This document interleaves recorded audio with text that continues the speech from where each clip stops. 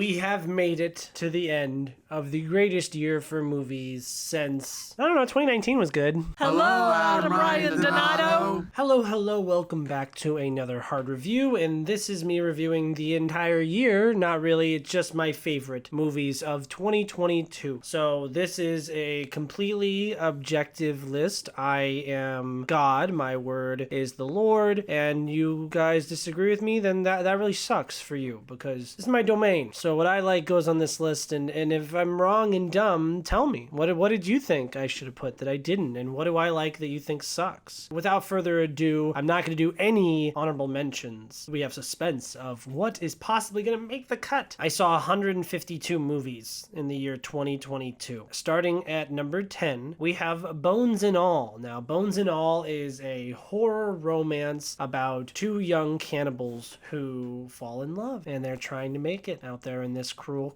world. And it's a really sweet movie. I really love it because it does a great job of making a concept that shouldn't work, taking things that shouldn't really fit together and putting them together. It's like if A24 made Twilight. Timothy Chalamet and Taylor Russell are amazing, along with Mark Rylance. This movie has a fantastic score. It's beautifully shot. The performances are great. I'm totally in love with this movie. Luca Guadagnino, who did Call Me By Your Name, is one of my favorite directors working today, and I really need to see the Suspiria remake. Number 9, we have a movie that we have been long anticipating for years now, which is Avatar 2, The Way of Water. Now, I completely was enthralled by the experience of watching this movie in a theater, and that's where it really needs to be seen, and it won't hit as hard anywhere else. You need to see it in the biggest screen possible, IMAX 3D, higher frame rate. Yes, it can kind of look like a video game at times, but it's so fluid and beautiful. We get to experience new worlds, and Jake Sully is a cooler, more interesting character here, and we get to establish other awesome characters. This is really just a keep the ball rolling kind of a movie, and it just does exactly that. The villain is so much more compelling in this movie. It's like Terminator 2 and all the other James Cameron movies he's ever made wrapped up into one. I'm so happy it's succeeding, and it's the most beautiful movie I've ever seen in my life, and I love that whale. Number 8, we have a movie that probably won't be on many other people's list, whereas the rest of the movies on this list I feel like are very popular. This is a movie that was as high as number 3 on my list for a very long time. I think it's the best studio comedy in years. The Unbearable Weight of Massive Talent is wildly funny, perfect for what it is. You know, it's a nice little bromance movie for all you Letterboxd film Twitter users out there. Obviously, Nick Cage is great. It's one of those movies where we are in on the bit, but it's done in a grounded way. Like, he's not super duper wacky crazy like he is in the Reinfeld trailer. There, he's like a cartoon character, but here we're playing with the public persona of Nick Cage, and I love the scenes where he's talking with his younger self. They're so funny. This movie made me watch Guarding Tess, which is now one of my favorite movies of all time. Paddington is already one of my favorite movies of all time. We talked about how Nicolas Cage is great. Pedro Pascal is also a lot of fun in this movie, and it's one of the funniest movies I've seen in years, and it also works. Like, the emotional beats work for me. It's got a lot of fun action in it. This is definitely a personal pick, because it's one that I personally have a great time with, and I find really easy to rewatch, but I'm a big Nick Cage fan. I absolutely love The Unbearable Weight of Massive Talent. Number 7, we have what might be the greatest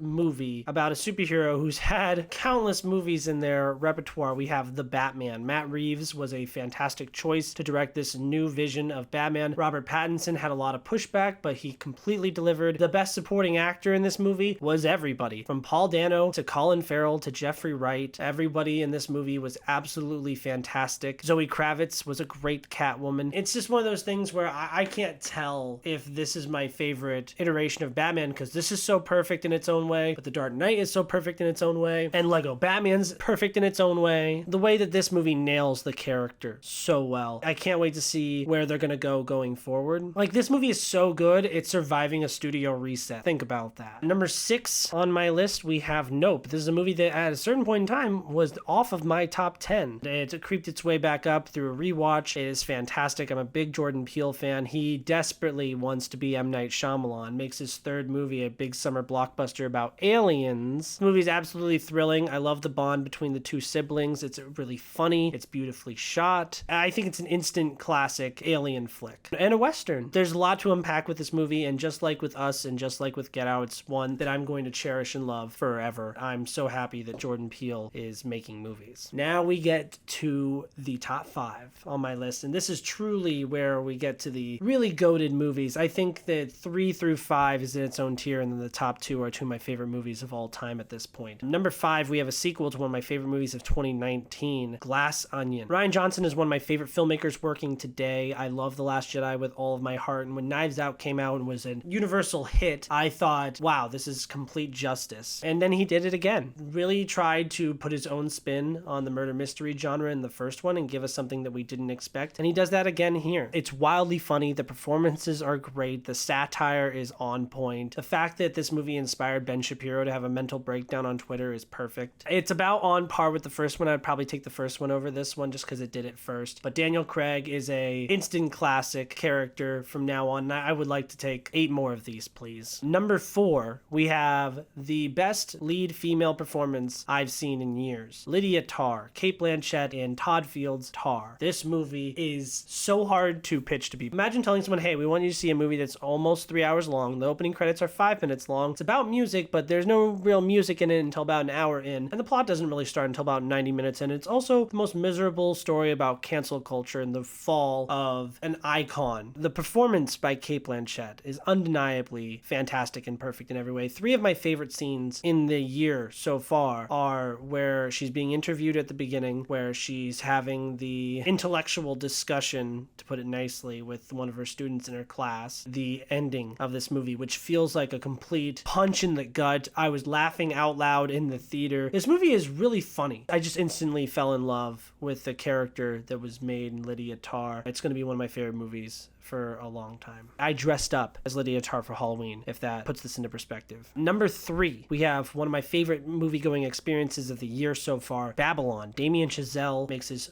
4th directorial feature after Whiplash, La La Land, and First Man. This is definitely more in line with La La Land and Whiplash than it is First Man, and I think it caps off a industry trilogy that he was trying to make here. I definitely feel like this is the 3rd act of his perspective on filmmaking, being an artist and trying to make it in your field in this world. The performances are great. Margot Robbie and Brad Pitt and Diego Calva are fantastic in this. The music is awesome. It's my favorite score of the year so far. It's